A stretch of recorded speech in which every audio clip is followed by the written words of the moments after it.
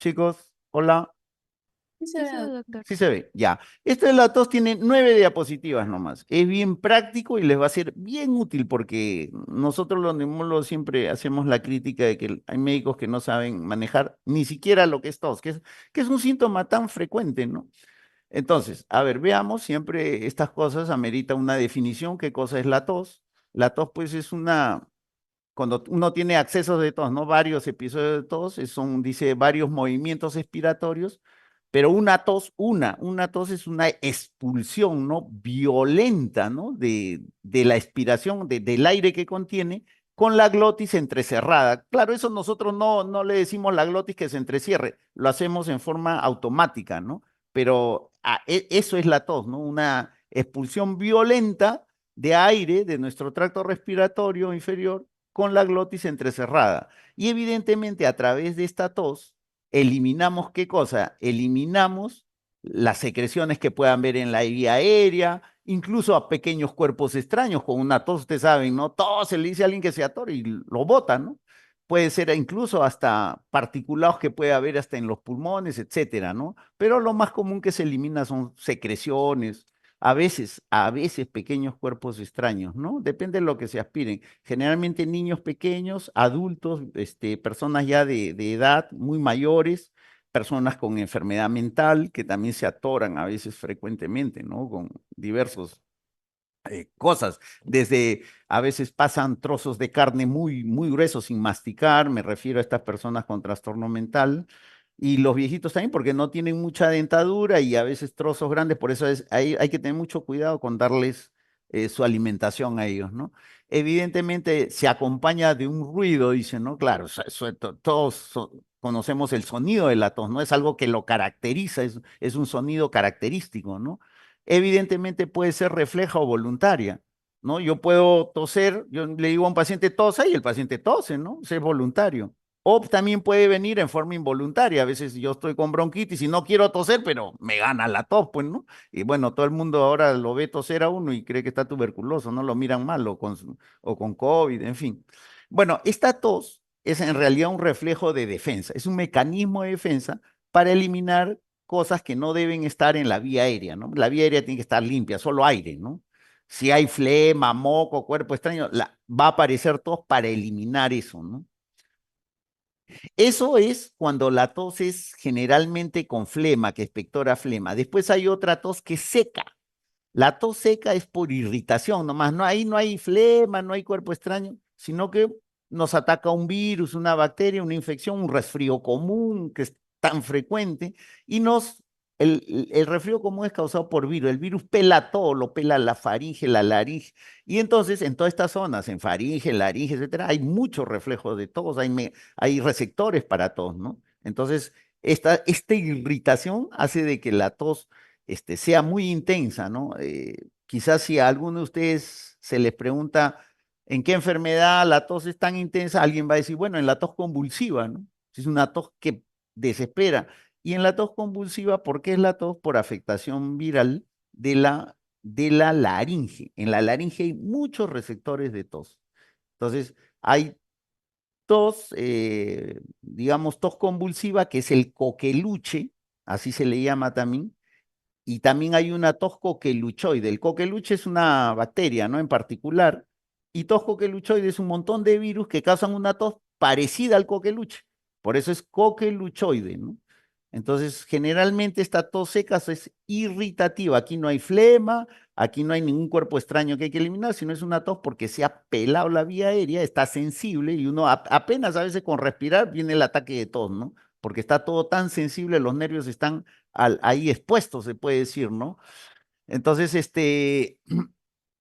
veamos dónde, esto es el reflejo de la tos, evidentemente hay un centro de la tos, tenemos receptores de tos en la nariz, en los senos paranasales, en la faringe, en el diafragma y el pericardio, son respuestas que pueden, el frénico es un nervio que inerva al diafragma y al pericardio, y al estimularse el frénico puede producir una respuesta del diafragma y del pericardio y puede producir tos, ¿no?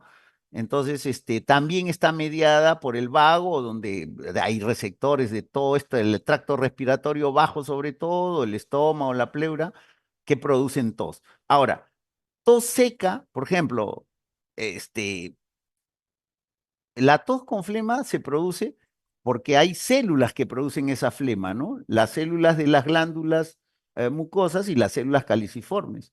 Pero, por ejemplo, una estimulación del oído, cuando uno se limpia el oído con una pequeña torundita, un hisopo, se limpia el oído y le da tos. No sé si a ustedes les ha pasado, pero hagan la prueba para que vean.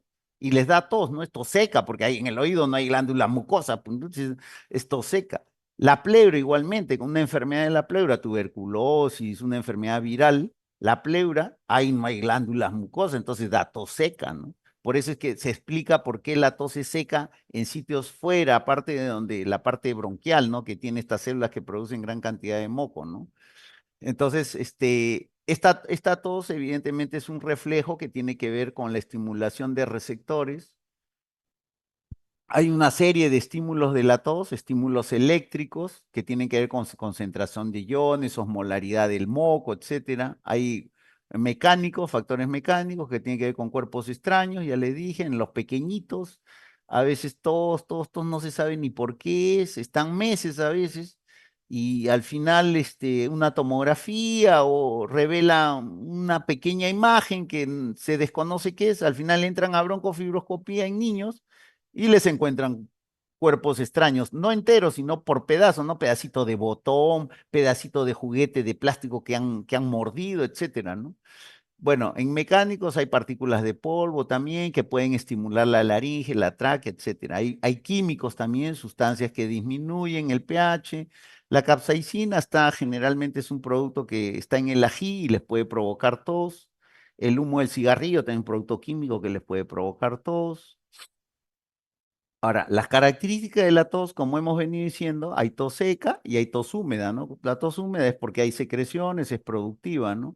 Esa productiva puede ser desde una secreción serosa, mucosa, hasta una mucopurulenta o purulenta. Entonces, ¿cómo es la purulenta? O sea, uno tiene que adaptarse al estado cultural del paciente. Entonces, ¿cómo ustedes se pueden referir a esta tos purulenta? El clásico pollo, tos densa, espesa de color verde o cremoso, o crema, ¿no? Amarillento, cremoso. La clásica mucopurulenta. Y la cerosa, ¿cómo es mi cosa? Como una baba. Uno le dice, su tos se elimina la secreción como una baba. Ah, ya. Esa es cerosa, puede ser mucosa también, ¿no? Evidentemente la expectoración sanguinolenta no le tenemos que explicar a nadie, ¿no? Todo el mundo sabe que con rasgos de sangre es una expectoración sanguinolenta, que puede ser desde esputo hemotoico hasta hemotisis masiva, ¿no? Y hay algunas otras características, sobre todo, por ejemplo, muchas de estas cosas, de estos cuerpos de creol, etcétera, son en pacientes asmáticos, porque el asmático tiene un moco muy diferente al normal, al que no es asmático. El moco del asmático es un moco denso, con alteraciones en concentración de iones, etcétera, es difícil de eliminar y entonces se pueden apreciar estas cosas, ¿no? Este, mm, Ahora, causas de tos, hay un montón, ¿no? Acá, por ejemplo, podemos revisar a grosso modo, tampoco voy a querer que estén de todas las causas, ¿no?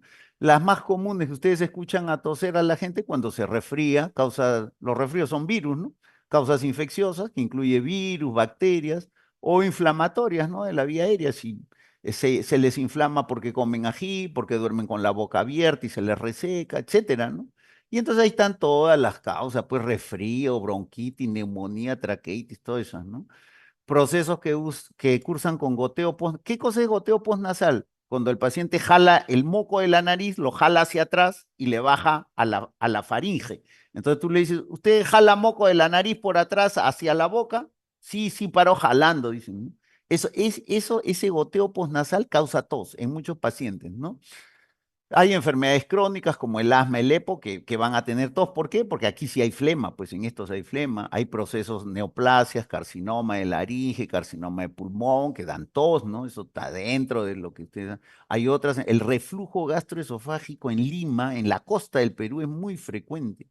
¿Por qué es frecuente en la costa? Porque hay mucho estrés, las personas trabajan tienen dos, tres trabajos y porque se come mucho comida con mucho condimento, muy en la costa, ¿no? Muy condimentada. Entonces, mucha gente sufre de gastritis por estrés, por mala alimentación, etcétera. Y parte de la gastritis puede ser el reflujo gastroesofágico. ¿Qué cosa es? Que el ácido del estómago, que es ácido clorhídrico, ¿no? Ese ácido, el ácido clorhídrico es eso que le echan al inodoro, ¿no? Para limpiar el ácido muriático que se llama, ¿no? Eso tiene ácido clorhídrico. Ese ácido solo puede estar en el estómago, porque el estómago tiene un refuerzo, un forro especial para que ese ácido no le haga daño, ¿no? Pero cuando ese forro está alterado, evidentemente van a sentir ardor, quemazón. Y cuando hay reflujo, quiere decir que ese líquido, ese ácido clorhídrico del estómago, pasa a sitios donde no debería estar, por ejemplo, el esófago. O sea, reflujo quiere decir que regresa del estómago hacia el esófago. Entonces el paciente lo conoce eso como vinagrera, acidez, ¿no? Y eso puede llegar hasta la laringe y quemar, porque es ácido, quema la laringe, la irrita. Entonces, cuando tenemos pacientes con irritación de laringe, ya sea vista por una laringoscopía o porque los síntomas, disfonía, tos frecuente, dolor en esa zona, etcétera, nos hacen pensar en eso, hay que preguntar siempre si hay gastritis o reflujo, ¿no? El reflujo gastroesofágico es una causa de irritación frecuente de la laringe, laringe y faringe, más laringe, que provoca tos crónica, meses están tosiendo, ¿no? Evidentemente, ¿qué tenemos que hacer ahí? Al gastro, el gastro corrige eso, pues, ¿no? Eso da su tratamiento para gastritis, le hace su endoscopía, a ver si tiene helicobacter, güey, todo lo que tienen que hacer. Hay medicamentos que pueden provocar todos, los más conocidos quizás son los antihipertensivos, los inhibidores de la enzima convertidora, ¿no? Que provocan tos. También los beta bloqueadores pueden provocar tos. Algunos corticoides inhalados pueden provocar tos, pero los más conocidos son los inhibidores ECA, ¿no? Bueno, la inhalación de irritantes tóxicos, polvo, tabaco, químicos volátiles pueden provocar tos, aspiración de cuerpo extraño, ya hablamos, y causas psicosomáticas, ¿no? En causas psicosomáticas hay tos de origen psicosomático, o sea, tos de origen psicógeno. En neumología hay tres síntomas de origen psicógeno que no les deben perder la vista: tos de origen psicógeno, disnea de origen psicógena y dolor torácico de origen psicógeno. Evidentemente, para decirle a un paciente que es de origen psicógeno, ustedes tienen que haber hecho pues las pruebas, los exámenes y todo sale normal, ¿no? Solo en ese momento uno puede decirle al paciente que es psicógeno, no antes, ¿no? Pues, nuestra obligación es descartar todo lo orgánico que pudiera estar provocando esa tos, ¿no? A ver, seguimos. ¿Qué complicaciones nos da la tos? Esto quizás es una de las diapositivas más importantes porque como médicos a veces no pensamos lo serio que puede ser un ataque de tos persistente, intenso, ¿no? En complicaciones respiratorias se puede romper pues pequeñas bulas de que hay en pulmón, bulas subpleurales, etcétera. Entonces hay neumomediastino, enfisema, neumoperitoneo, neumotoras, todo, o sea, el aire escapa, ¿no? Del pulmón porque por el golpe de tos se han roto pequeñas bulas subpleurales y se escapa el aire por ahí, ¿no? Puede haber también las exacerbaciones de asma pueden dar estos ataques intensos de tos, ¿no? Hay, incluso cuando el ataque es severo y, por ejemplo, son pacientes que tienen debilitada la parte de las costillas, por ejemplo, ancianos, puede haber hasta fracturas costales, ¿no? Eso aparentemente ustedes no lo pueden pensar, pero sí los hay, ¿no? Efectos, complicaciones gastrointestinales. Bueno, cuando tosen mucho les da a veces vómito, ¿no? Le da ganas de vomitar. La tos excesiva da vómitos, ¿no? Puede dar reflujo gastroesofágico, puede haber mal funcionamiento del estómago, pero como reflujo, ¿no? Que en vez de bajar los movimientos para el duodeno, el contenido regresa por el esófago, ¿no? Puede haber hasta ruptura de vaso con ataques de tos intensos, ¿no? Ruptura de los músculos de la pared del abdomen, de los rectos del abdomen, ¿no? Puede haber hasta una hernia inguinal, tanto toser, ¿no? La tos exigente tiene muchas complicaciones. Bueno, una de las más comunes es perder la orina, ¿no? Muchas veces ha pasado y probablemente ustedes tienen algún comentario, algún amigo, familiar, etcétera, que ha tenido incontinencia urinaria al tener el ataque de tos, ¿no?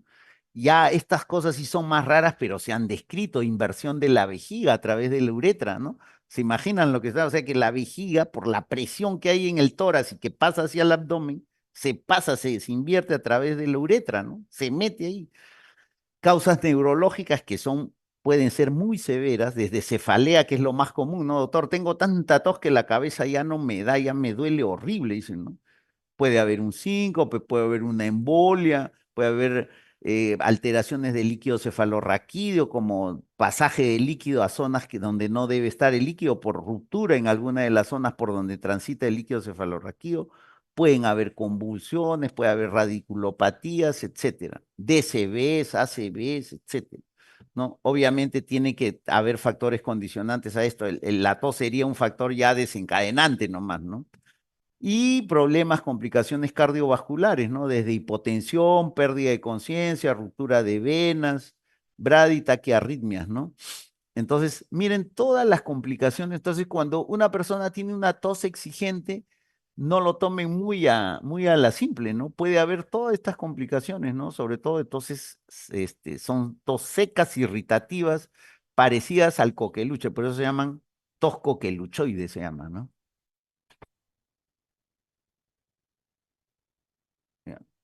Tenemos algunos exámenes complementarios que ya ustedes se deben haber imaginado que estamos comentando. Evidentemente, primero es una buena historia clínica, el interrogatorio, una placa de tórax para empezar, de radiografía de senos paranasales, en casos de sospecha de sinusitis, el TEN de tórax para ver cuerpos extraños, para ver una serie pueden aparecer cáncer, nódulos, etcétera, ¿no? Análisis de laboratorio, exámenes funcional respiratorio, por ejemplo, una espirometría para ver si hay patrón obstructivo o restrictivo, exámenes endoscópicos, tanto respiratorios como digestivos, ¿no? Los dos, de todo lo que me han escuchado, ¿no? Y finalmente estudios pues con el esputo, ¿no? Si hay una infección, podemos cultivar el esputo, podemos sacar Papa Nicolau del esputo en casos que sospechamos de cáncer, estudios citológicos, muestras de biopsia, etcétera, que se pueden llevar de una serie de zonas donde puedan estar inflamadas, ustedes sospechen que sea el causante de la tos, ¿no?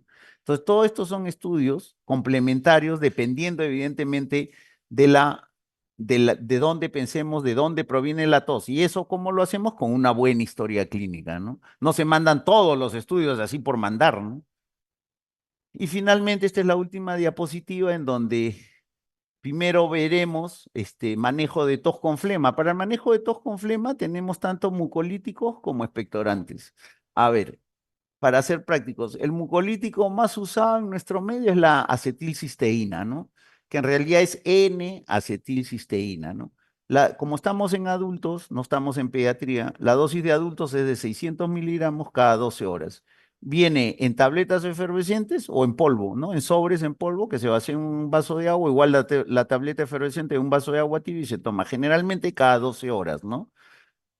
Eso ayuda a eliminar la flema. ¿Por qué? Porque destruye un poco los puentes de disulfuro y hace que el moco, que es recontraespeso, sea más blando, después sea más fácil de eliminar. La carbocisteína se usa, pero mucho menos, ¿no? Esos son los dos que se usan, que son derivados tiólicos, ¿no? Que dice ahí. Y otros derivados, dentro de los otros derivados de la basicina, están dos productos que sí usamos bastante, que es la bromexina y que es el ambroxol, ¿no? Los dos se usan bastante, ¿no? Tienen, no es igual son mucolíticos, pero unos son derivados de un producto y otros son derivados de otro producto, ¿no? También tenemos los expectorantes, los que ayudan a expectorar, ¿no? A botar las secreciones, ¿no? De todos estos, los expectorantes más usados, digamos, es la guaifenesina, por ejemplo. Ese es un producto que viene en muchos jarabes, está metido en muchos jarabes que contienen antihistamínicos, que contienen otras cosas, ¿no? Entonces, el cloruro de amonio también, pero más es la guaifenesina, ¿no? Algunos, bueno, las mamás antes pues usaban el eucalipto, ¿no? Está dentro de estos productos que ayudan son expectorantes, ¿no? La trementina se usaba antes también, ¿no? Antes. Y después tenemos para tos seca, para bloquear tos, porque estos mucolíticos expectorantes se usan para facilitar la eliminación de flema en la vía aérea. Pero los antitusígenos es cuando la tos es irritativa, es seca, ¿no? Entonces, ahí hay dos tipos, de origen central, que son los opiáceos, que actúan a nivel del sistema nervioso central, y de origen periférico, que son los no opiáceos. ¿Cuáles son los más potentes?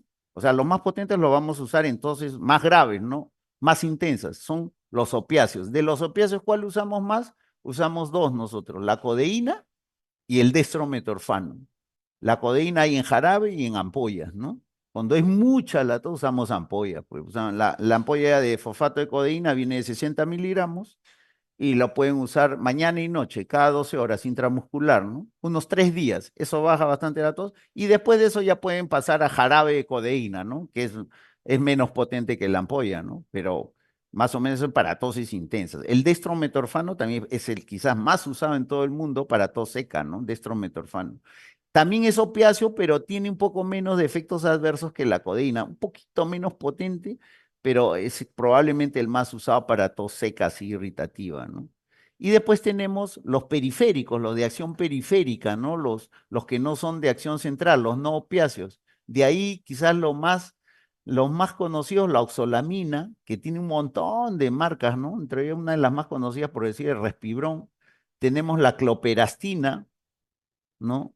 Que es el Flutox, que es una de las marcas más frecuentes, y la levodropropicina, cuya marca generalmente, una de las marcas más usadas es Levoferin, ¿no? Así se llama.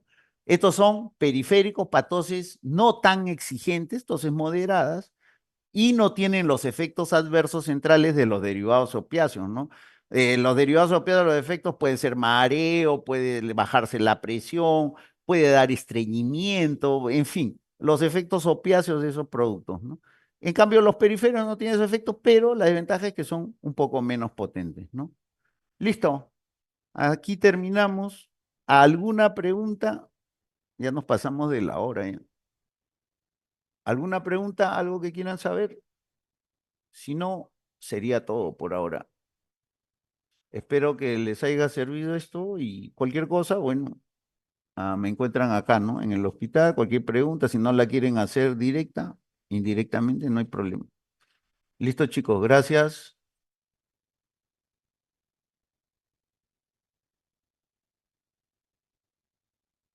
Gracias, doctor. Ok, gracias, hasta luego.